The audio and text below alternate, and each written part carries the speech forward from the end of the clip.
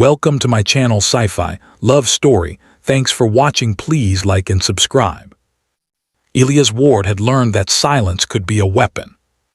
For 7 months, silence had kept him alive.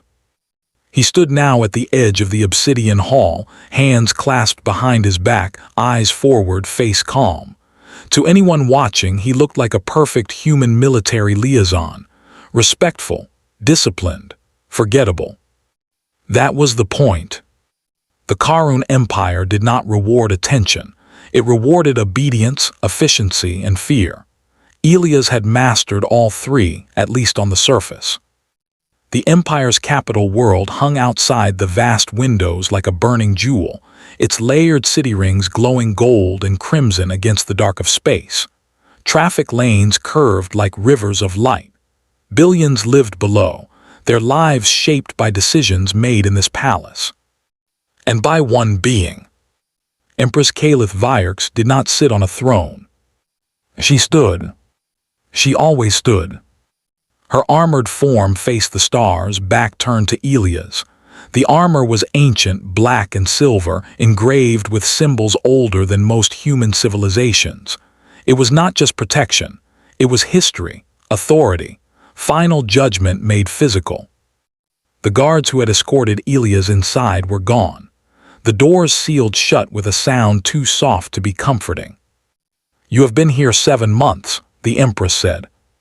Her voice was calm, controlled, and powerful enough that Elias felt it in his chest more than his ears. "Yes, Your Radiance," he replied. "You have not offended my court. You have not interfered with my commands. You have not once questioned my judgments." She turned slowly. Her eyes were not glowing. They did not need to. They were sharp, dark, and aware in a way that made Elias feel exposed. "You are," she continued, "an excellent servant." Elias remained silent. Compliments in the Karun court were often prefaces to executions. And completely useless. The words struck harder than a shout. Elias felt his breath hitch just for a fraction of a second. He corrected it instantly. "I exist to facilitate cooperation between human forces and imperial operations," he said carefully. "Nothing more." Calith tilted her head slightly. "There it is," she said, "that human talent for hiding behind definitions." She stepped closer. Each step echoed softly against the polished floor. "You believe silence is safety," she said. "You believe that if you say nothing, you cannot be blamed for anything." Elias said nothing. She stopped directly in front of him. "That silence," she said, "is fear." The word hung between them. Elias felt his pulse in his neck. The Empire executed people for less direct accusations. "I do not fear you," he said, and knew instantly it was a lie. Calith studied him for a long moment. Then, without warning, she reached up and released the seals of her armor. Metal shifted, locks disengaged. Elias froze. In Karun culture, the Empress's armor was not removed in private audiences. It was forbidden outside sacred rites and death ceremonies. Plate by plate she removed it, not slowly, not dramatically, with deliberate intent. Shoulders, chest, arms. When she was done, she stood in a simple dark underlayer, the symbols of her authority gone. The room felt suddenly smaller. "Do you know what this means?" she asked. Elias swallowed. "Vulnerability," he said. "Chosen vulnerability," she corrected, "or a challenge." She met his eyes directly. "I am removing fear from this room," she said, "so that you cannot hide behind it." His mouth felt dry. "Now," Calith said, "you will answer me honestly." She stepped closer. "Do you believe I deserve to rule this empire?" The question was a blade. If he said yes, he lied. If he said no, he died. Elias understood something in that moment. Silence would no longer protect him. It would only prove her point. He exhaled. "I believe," he said slowly, "that you are the most capable ruler I have ever seen." Calith did not react. And, he continued, That you terrify me more than any enemy fleet." Her eyes narrowed slightly. "You rule through fear," Elias said. "Not chaos, not cruelty for pleasure, but fear as structure, fear as order." He forced himself to keep going. "You execute without trials my people would consider just. You decide the fate of entire worlds alone. You demand absolute obedience." He met her gaze. "And I don't know if that makes you a necessary guardian, or a tyrant who happens to be effective." The room was silent. Elias expected death. Instead, Caliph turned away. "For 7 months," she said, "you have watched me." She moved to a chair near the window and sat, suddenly looking older without the armor. "You judged," she continued, "but you did not condemn. You questioned, but you did not interfere." She looked back at him. "That is not cowardice," she said. "That is restraint." She gestured for him to sit. He did. "You humans are new," she said. "You still believe power must explain itself, that authority must justify every act." "Yes," Elias said quietly.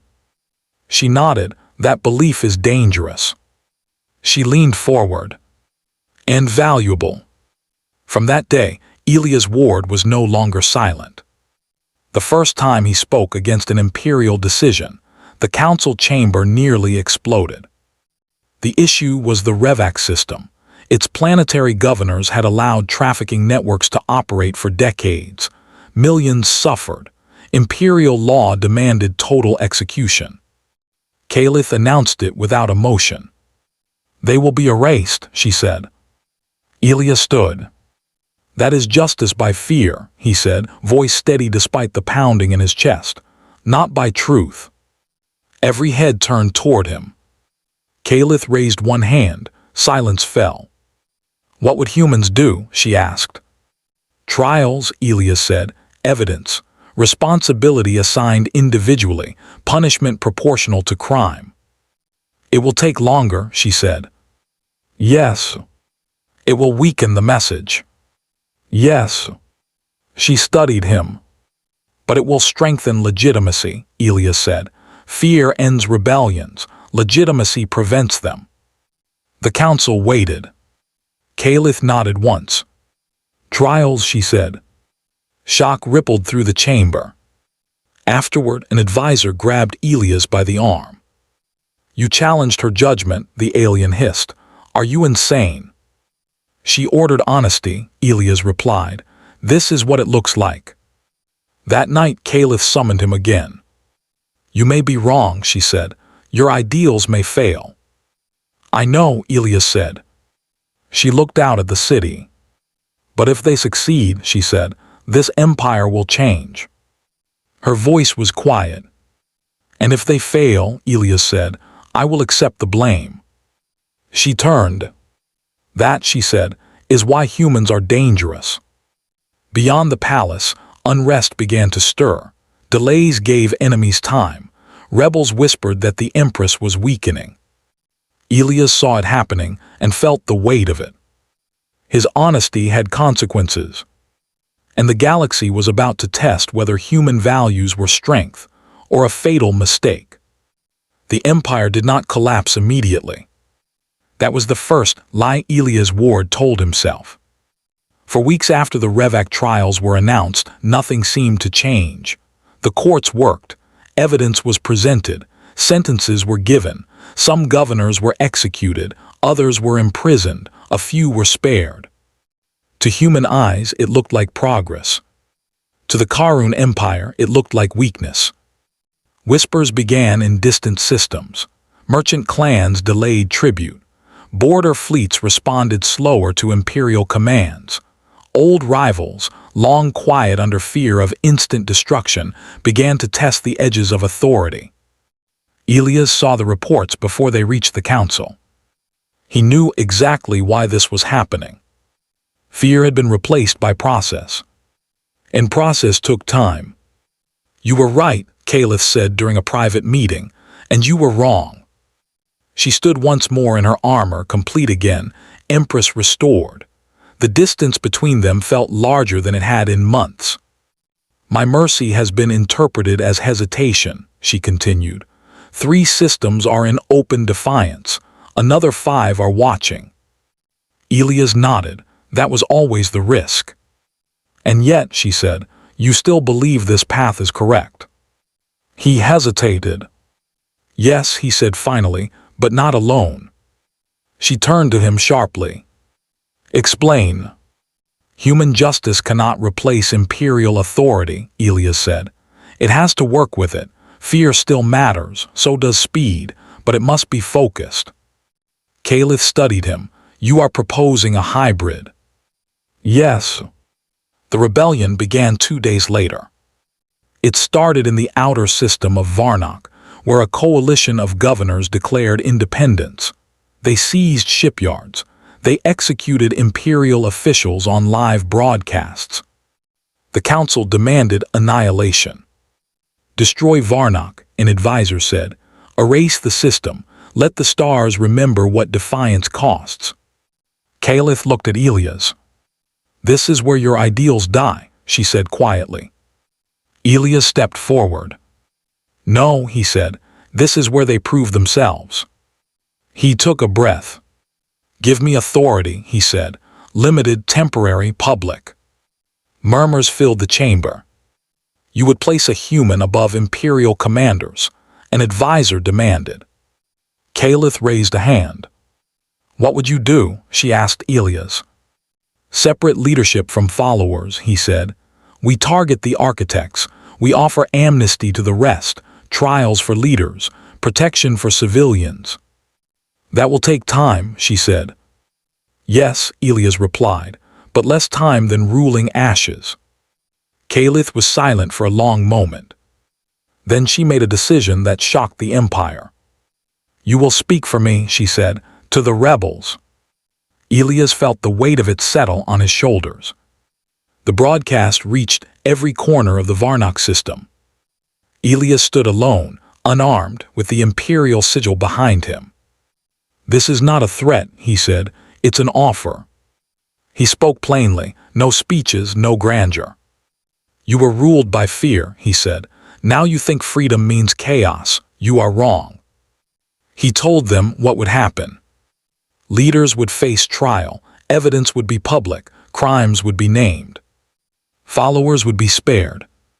Families would be protected. "If you fight," Elias said, "you die for leaders who already sold you out. If you stand down, you live." The rebel council laughed. Then Caliph spoke. Her image appeared beside his.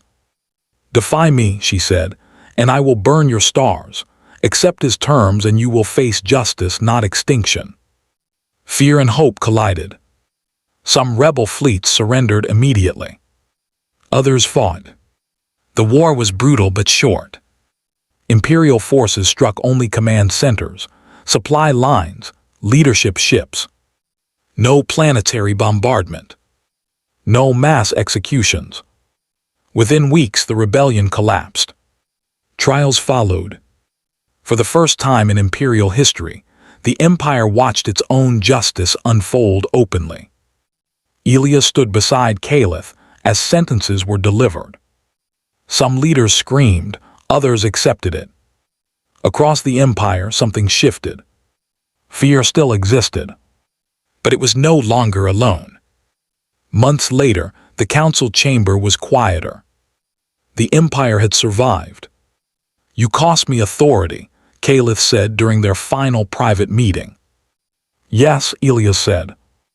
"And you gave me something stronger," she continued, "legitimacy." She looked tired. "I could offer you power," she said, "title, rank, command." Elias shook his head. "No," he said, "humans don't rule empires well." She studied him. "You will leave," she said. "Yes." She nodded once. "You were the most dangerous advisor I have ever had," she said, "because you were willing to walk away." Elias smiled slightly. "That's a human habit." As he departed the capital world, Elias looked back once. The Empire still stood. It was not human. but it had learned to listen. Years later, human academies would teach the Varnock doctrine. That fear can control. That force can conquer. But only trust can hold an empire together. And they would tell the story of the human who spoke when silence was safer. Not because he was fearless, but because he chose to stand anyway. End.